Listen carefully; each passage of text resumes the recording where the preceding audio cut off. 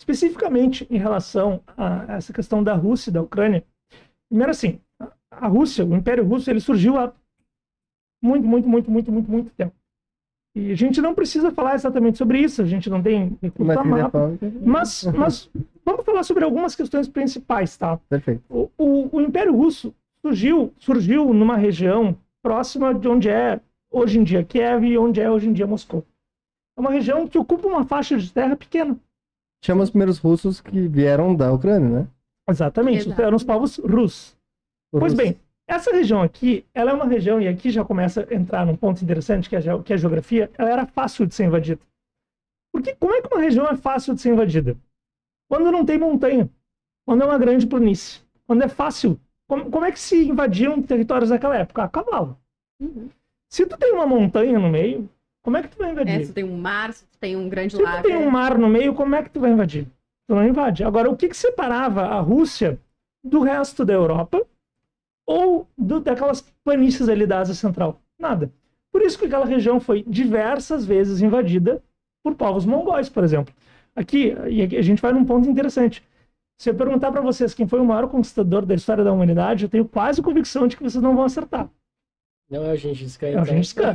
Pô, errei na minha provocação, mas por que a maior parte das pessoas não sabem? Porque não é um ocidental. Mas foi o Gengis Khan. A mente vai direto para Napoleão. A mente vai direto para Napoleão. Ou para o Júlio César. Também. As pessoas... Ou o Alexandre o Grande. Não, o maior foi o Gengis Khan, disparado. Não tem nenhuma comparação. Totalmente. E esses povos russos tinham medo disso. Então, qual foi a saída deles? Eu tô acuado. O que uma pessoa acuada, em geral, faz para se proteger? Fuga para frente. Se eu tô acuado, eu tenho que ser forte. Eu tenho que expandir. Eu tenho meu território que está aqui, que está sendo acuado, eu tenho que expandir. Foi isso que a Rússia começou a fazer.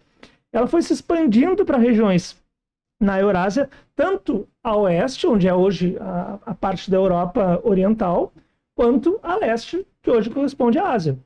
Ela foi se expandindo até uma parte na Rússia que a gente chama de Montes Urais. Por que ela se expandiu até ali? Montes Urais, montanhas, algo que te protege. Ao sul, na região do Cáucaso, para mais ou menos criar uma zona que a gente chama na ZRI de buffer zone, ou uma zona de amortecimento. É como se tu tem um determinado território e além desse território, tu tem um território adjacente que só serve para te proteger.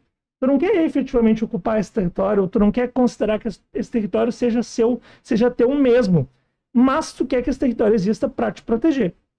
Então a Rússia foi fazendo essa expansão e de alguma forma isso foi moldando o Império Russo e foi possibilitando que a Rússia chegasse no século XVIII como um império como a Rússia entrou nesse sistema de grandes nações da Europa. E a Rússia, gente, eu gosto de frisar esse ponto, a Rússia é o único país que desde o século XVIII é uma grande potência. Vocês já passaram para pensar nisso? Os Estados Unidos eram uma grande potência no século XVIII? Não. Quais eram as grandes potências nessa época? A França, Reino Unido, a Inglaterra. Reino Unido são grandes potências hoje? Não, são países ricos, importantes, mas são grandes potências? Não são mais.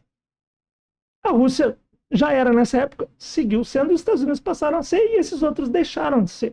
Ou seja, é um país relevante aí. Só que qual que é a questão?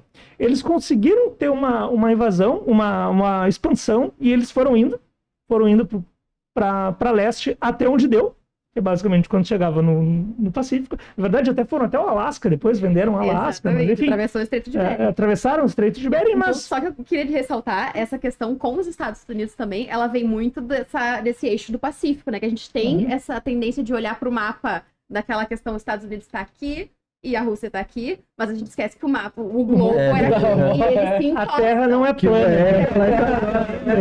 Não é plana. Então eles tentaram avançar, inclusive, até o território que hoje é dos Estados Unidos, mas acabou ali, né? Aquele era o eixo para o qual se desenvolveriam as relações. Mas a parte da Ásia, né? Da Ásia.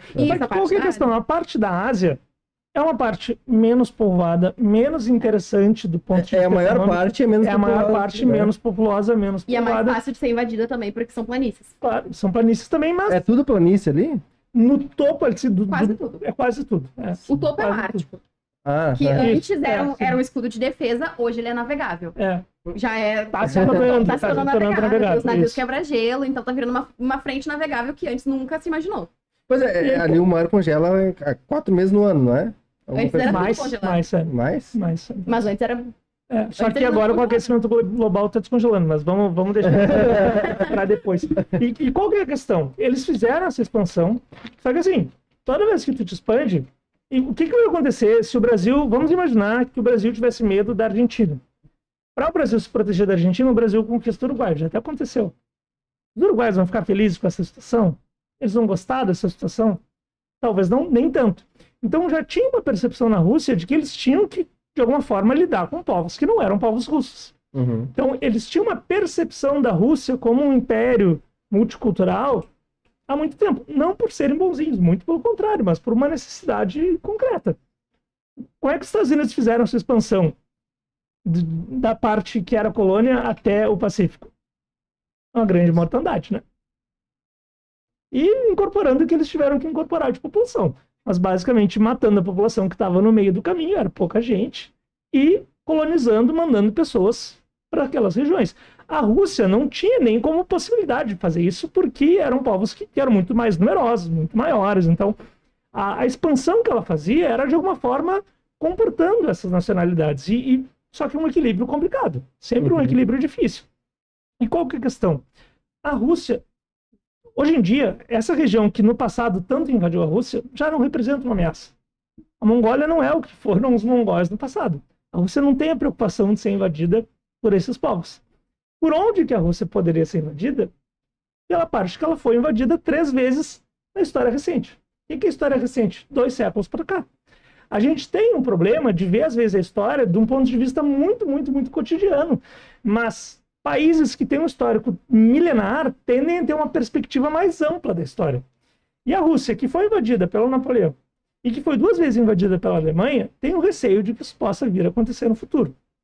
Por isso que, depois da Segunda Guerra Mundial, quando ainda era a União Soviética, foi invadida pela Alemanha, e é muito normal a gente ouvir falar a Alemanha teve dificuldades em função do inverno russo. Sim, isso é verdade. Agora, para chegar até as portas de Moscou, foi fácil. Por quê? Porque a geografia é uma geografia que permite que seja fácil. O Stalin teve as portas de cair, de Moscou ser conquistada, e isso acabou não acontecendo. Poderia ter acontecido, isso acabou não acontecendo. Então, o risco disso acontecer, do ponto de vista dos russos, é importante. E aqui a gente tem que fazer uma diferença entre o que é a verdade e o que as pessoas sentem. Às vezes, nas relações internacionais, o que as pessoas sentem é mais importante do que a verdade. Não adianta a gente dizer, mas a Europa não vai invadir Moscou. Se os moscovitas temem que a Europa pode invadir Moscou, é isso que importa. Para a ação deles. Não interessa se isso é verdade ou não, se pode acontecer ou não. Até porque, como é que a gente pode garantir se isso não vai acontecer daqui a 20, 30, 40, 50 anos? Se o mundo de hoje é completamente diferente do mundo que existia há 40 anos, como é que a gente pode afirmar categoricamente que isso não possa acontecer? O mundo há 40 anos tinha a União Soviética. A Ucrânia fazia parte da União Soviética. O mundo hoje é diferente. Então, um estadista, ele sempre tem que lidar com essa incerteza. Ele sempre tem que saber que ele está, de alguma forma, sendo responsável por um determinado povo, mas ele não tem certeza sobre o que vai acontecer.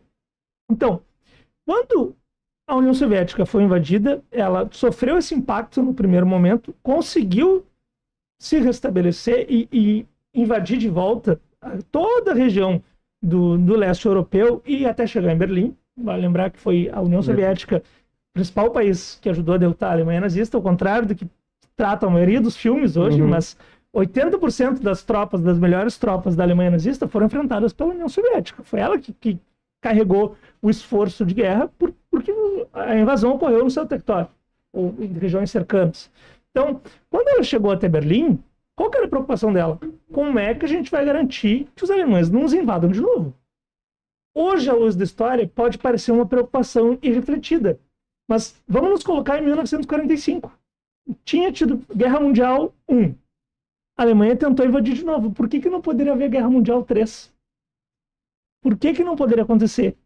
Os soviéticos tinham dúvida de que não poderiam acontecer. Qual foi a medida que eles tomaram? Bom, a gente tem aqui uma proteção na própria União Soviética, que tinha países que hoje já são independentes. A Estônia, a Letônia, a Lituânia, a Bielorrússia e a Ucrânia faziam de alguma forma um corredor. E ela criou um conjunto de países, criou não, mas garantiu que um conjunto de países estivesse, de fato, alinhado aos seus interesses.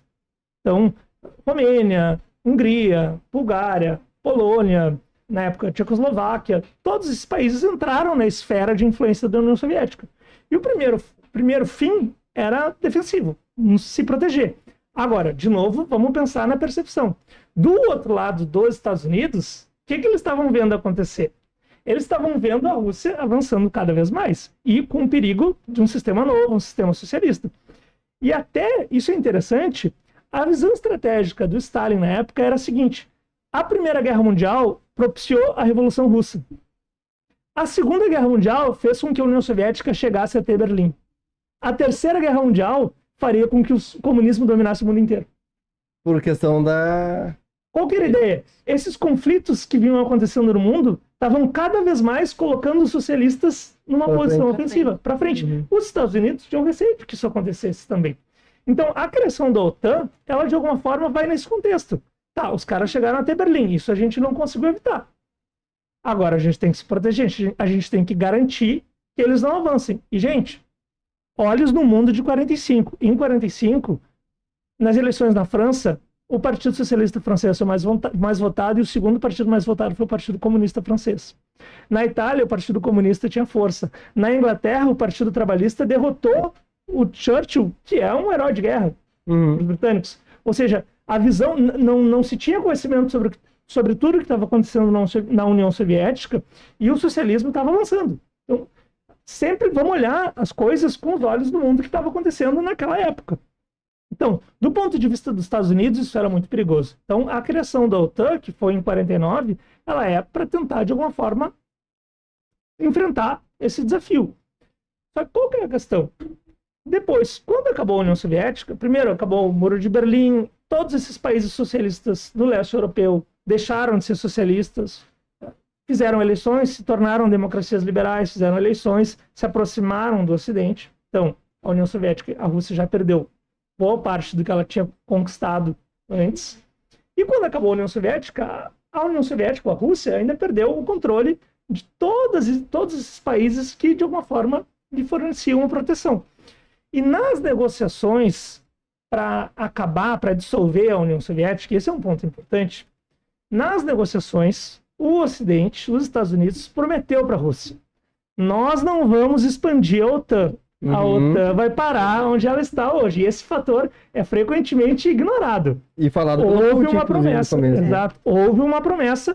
Até assim, existe um debate, porque por mais que houvesse essa promessa, ela não foi formalizada, ela não foi escrita. O Gorbachev, que era o premier soviético na época, não exigiu isso. A gente pode especular o porquê de ele não ter exigido o tempo todo, mas ele não exigiu. Mas é verdade, não é teoria da conspiração, isso aí, existem documentos dos próprios países ocidentais que revelam que isso aconteceu. Essa promessa não foi cumprida. A OTAN foi se expandindo. Às vezes as pessoas que defendem esse processo argumentam: tá, mas a OTAN se expandiu porque os países quiseram que ela se expandisse. Não foi realmente uma invasão, mas mesmo assim está avançando o território.